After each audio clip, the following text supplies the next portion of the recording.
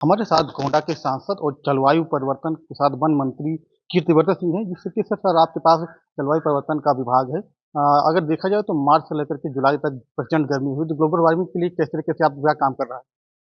देखिए, केवल विभाग की बात नहीं है, पूरे देश की बात है और देश की बात भी नहीं है, पूरे विश्व की बात है। जब पूरे विश्व के सारे देश जुटेंगे, तब हम लोग अपने पूरे दुनिया में जो जलवायु का ये जो बदलाव आ रहा है, जिसका बुरा प्रभाव पड़ रहा है, तब हम लोग उसको सही कर पाएँगे। इसी के लिए हम लोगों की बड़ी-बड़ी कॉन्फ्रेंस होती है। अभी नवंबर में भी आपके अज़रबैजान में बाकू में एमएफ ट्रिपल सी का ये कॉन्फ्रेंस होने वाली है। यहाँ पे हमारे मंत्री लोग जाएँगे। वहाँ पे तय होता है कि ये जो बदलाव आ रहा है, इसको कैसे रोकथाम की जाए। इसके पहले भी जो इतने सालों से मुहिम चल रही है, इसमें हमारे देश की तरफ से भी इसकी रोकथाम के लिए, जो बदलाव की रोकथाम के लिए जो-जो कदम रखे जाने चाहिए, उसको हम लोग कहते हैं एनडीसी कहते हैं, यानी कि नेशनली डिटरमिन्ड कमिटमेंट्स। उसका हम लोग देते हैं कि हम हमारा देश हर 1 साल पे, हर इतने साल पे क्या-क्या कदम और कैसे-कैसे हम लोग अपने एमिशन को कम करेंगे। हमें बताते हुए खुशी हो रही है कि जो ये तापमान बढ़ रहा है, इसकी मुख्य वजह है कि जो हम लोग कोयला जलाते हैं, जो हम लोग ईंधन जलाते हैं, पेट्रोलियम पदार्थ जलाते हैं, वो एक मुख्य वजह है। और हमें ये जलाना पड़ता है बिजली पैदा करने के लिए। अब बिजली के लिए हम लोग अल्टरनेटिव एनर्जी सोर्सेज़ क्या हो सकते हैं, उसपे हमारे देश ने बहुत तेज़ी से काम किया है और उसमें बहुत बढ़ोतरी हम लोग जो हम लोगों का टारगेट था कि इतने अमाउंट, इतना परसेंटेज हम लोग अल्टरनेटिव सोर्स से करेंगे, हम लोग 1 साल पहले अपना टारगेट पूरा कर चुके हैं। इसी तरह जो हमारे एमिशन रोकने की बात थी, वो एमिशन रोकने का कम करने का भी टारगेट हम लोग 1 साल पहले पूरा कर चुके हैं। जो एक पेड़ माँ के नाम की जो मुहिम है आदरणीय प्रधानमंत्री जी की, वो भी इसी दिशा में एक कदम है कि किस तरह हम लोगों का पर्यावरण दूषित ना हो सके, पर्यावरण किस तरह हमारा अच्छा रहे, हवा-वायु अच्छी रहे और ये जो क्लाइमेट चेंज हो रहा है, बेमौसम बरसातें, इसको कैसे कंट्रोल किया जाए, इसमें पेड़ों का भी, जंगलों का भी बहुत बड़ा महत्व है। हम लोग आदरणीय प्रधानमंत्री जी के नेतृत्व में जो हम लोग का फॉरेस्ट एरिया है, वो काफ़ी पिछले 12 साल में काफ़ी हद तक उसमें काफ़ी बदलाव आया है, काफ़ी बढ़ा चुके हैं हम लोग। तो इन सारी चीज़ों पे हम लोग आगे काम कर रहे हैं। पौधारोपण की बात करें तो हर साल पौधारोपण होता है। आपको संरक्षण किया तो कितनी दिक्कत का सामना करना आप लोगों को?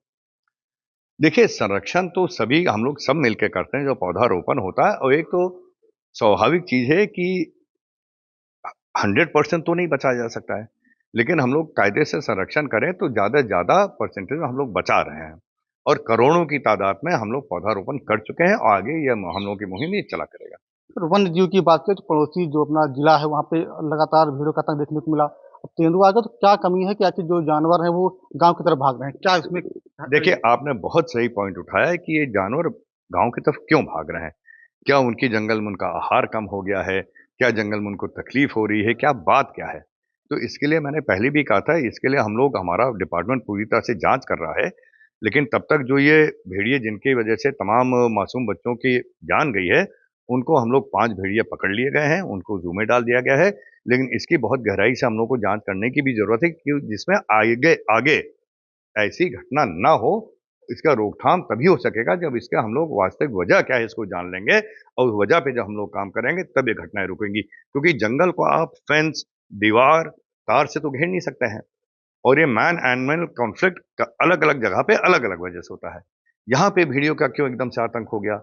ये इसको एक रिसर्च की बात है, इसको सोचना पड़ेगा, हम लोगों को बारीकी से समझना पड़ेगा।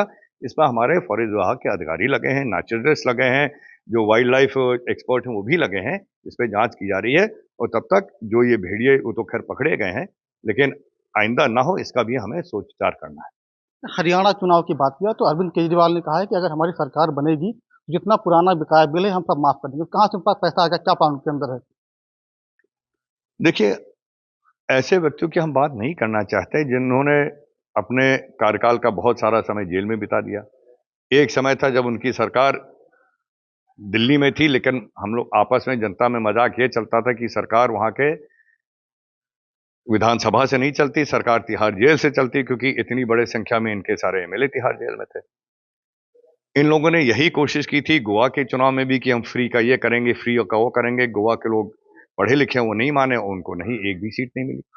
तो ये लोग अपना बोला करेंगे, लेकिन जनता सब चीज़ जान चुकी है, देख चुकी है और जनता इनके बहकावे में नहीं आने वाली एक आखिरी सवाल से है, जिस तरीके से आप यूपी से बिलॉन्ग करते हैं, यूपी के जो मुख्यमंत्री योगी आदित्यनाथ का जो तर्ज है उसके तर्ज पे हिमाचल प्रदेश के एक मंत्री हैं विक्रमादित्य, उन्होंने कहा कि जो नेम प्लेट की बात हम अपने हिमाचल प्रदेश में करें, इसको लेकर कांग्रेस पूरा घमासान मचा हुआ। तो क्या लगता है कि योगी जी का काम जो सही है कि जो विदेशों में या राज्यों में काम होने जा रहा है?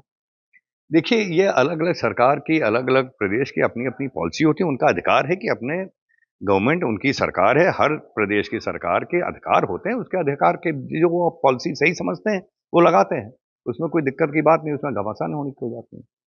तो हमारे साथ बात करने के लिए जलवायु परिवर्तन मंत्री कीर्तिवर्धन सिंह के साथ तो कहना है किस तरीके से लगातार जलवायु परिवर्तन की रोकथाम या ग्लोबल वार्मिंग को काम करने के लिए बड़े पैमाने पर काम किया जा रहा है। एबीपी गंगा, खबर आपकी, जुबान आपकी।